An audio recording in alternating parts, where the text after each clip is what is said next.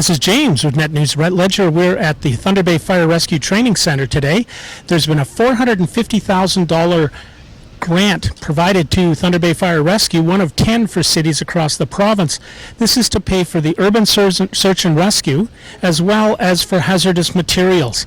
The training is involved in using this material is going to be funded through the province, and this will let Thunder Bay continue to grow and to be safe. This is James with Net News Ledger reporting from Thunder Bay. It's an honor to be here in Thunder Bay today and be among such dedicated emergency response personnel who put their lives on the line to protect the communities and people we love. For those of you who don't know me, I'm Jim Lawson. I'm the Operations Manager for the Office of the Fire Marshal Emergency Management's Emergency Response and Preparedness Unit. Emergency Preparedness and Response Unit. And I bring greetings from John Pegg, Ontario's Fire Marshal in Chief, Emergency Management. As this community saw earlier yesterday with a massive fire here in Thunder Bay, when disaster strikes, the brave men and women of our first responder community are there to help. Most emergencies, thankfully, are managed locally. At times, municipalities may turn to their neighbors for assistance through the Ontario Mutual Aid Plan. And when the incident exceeds the resources that are available locally, municipalities will turn to the province for assistance. The Provincial Emergency Operations Center is available 24 hours a day, 7 days a week, 365 days a year to receive and triage incident calls from our municipal and First Nation partners. Coordinated through our Emergency Preparedness and Response Unit, we can help with the timely response of specialized teams across Ontario. Because at the end of the day, it's about working together to keep our communities safe.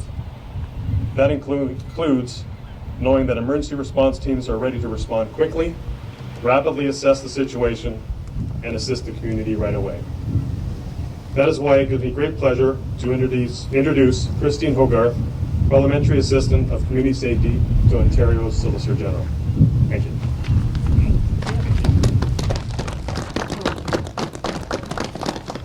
Good afternoon, everyone, and thank you, Jim. Thank you for that kind introduction. It's always wonderful to be in Thunder Bay, and I've been able to spend a couple of days here, so I always enjoy being back. As some of you may know, I was born and raised here in the city, so it's always great to be back and visit some family. I also want to thank Chief John Hay and the Thunder Bay Fire and Rescue for hosting today's event. And I also would like to thank all the first responders who helped on the fire the other day on Simpson Street. And I want to say thank you to everyone for their hard work and their dedication in putting yourselves on the line daily to protect our community. Ontario has gone through a few months of intense flooding and forest fires. And this has had a serious impact on the many of our northern, rural, and Indigenous communities. And I want to thank the City of Thunder Bay once again for opening your city to evacuees. In times of crisis, wherever in the province, all Ontarians can always count on the city and the people of Thunder Bay for your generosity and welcoming spirit. This year's floods and fires remind us that while we are all fortunate to live in a safe and secure country, Ontario still experiences natural disasters and emergencies that put lives at risk. Tornadoes, chemical spills, and in likely cases, terror attacks have impacted communities across our province. And while our local first responders are always the first ones on the scene, sometimes they need some extra help and more specialized response. Urban search and rescue teams, hazardous material teams, as well as chemical, biological, radiological, nuclear, and explosive teams are the backbone of specialized disaster response in the province of Ontario, and a lifeline for communities and families in danger. The first responders that make up these teams are brave men and brave women who have gone through specialized training and earned their stripes. When everyone is running away from the danger, they run towards it.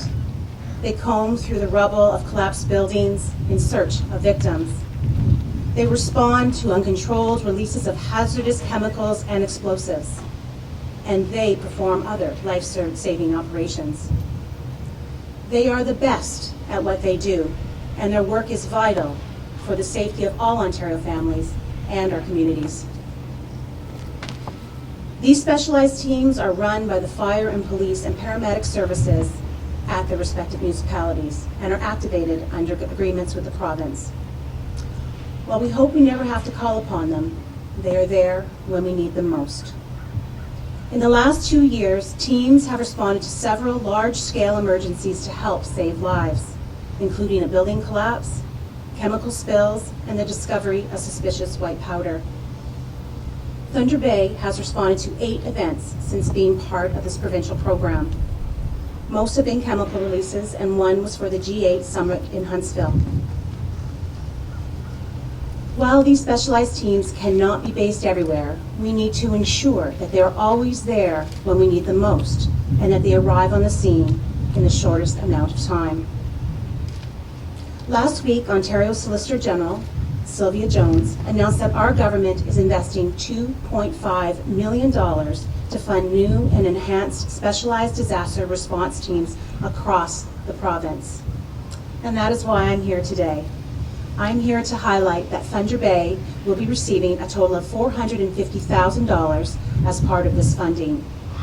$300,000 will support an urban search and rescue team, and $150,000 will support the upgrading hazmat team, both located right here in Thunder Bay. This funding is part of our government's commitment to keep family and communities safe.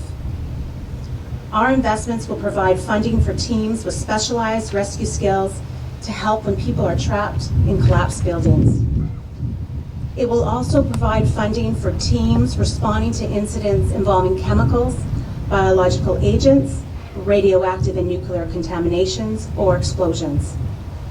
It will enhance the province's ability to respond to provincial emergencies and lead educational and training programs to improve emergency response. Our funding will directly support 10 teams in 6 municipalities across the province: Thunder Bay, North Bay, Ottawa, Peterborough, Toronto, and Windsor. Our funding will ensure that these communities and the communities nearby can respond quickly when disaster strikes. At a time when natural disasters such as flooding, tornadoes, and extreme weather are becoming more frequent, we need to ensure that Ontario is prepared. Storms that were considered once in a century now happen every 10 years or less. That is why these investments will make a real difference in the lives of families in our communities. I would also like to take this opportunity to recognize all of our first responders for their bravery and their excellent job they do in keeping families and communities safe, right here in Thunder Bay and across our wonderful province. We are committed to give them the tools, the resources, and support that they need so that the people of Ontario can have the confidence that if a disaster strikes, help is on the way.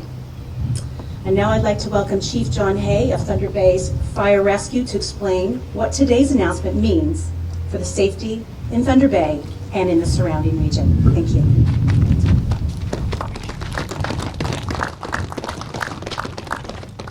MVP Hogarth, Jim Lawson, I appreciate the very kind words, and I'll make sure all our politicians hear about them. We're quite pleased to be part of the provincial teams. This is actually the second provincial team that we're going to be part of. The Urban Search and Rescue is fairly new, and that we've been doing hazardous materials and CBRNE for many years, and we've been very successful in it. The program's been successful, and we try and support it. It does a lot for the city of Thunder Bay. It puts a lot of well-trained, talented people with training that may not have been available without the program, and it provides some equipment that capital costs were avoided by the funding that's been provided by the province. And that'll continue with the Urban Search and Rescue much the same way. It'll actually be a better product for the city, but certainly a better product for the rest of the province, as we hope to be a big partner in the Urban Search and Rescue as we were in the CBRNE. And it does another fold. It actually helps protect firefighters, which is my primary concern, that if we get better training, better equipment, we'll be able to respond, and our firefighters are going to be safer during those responses.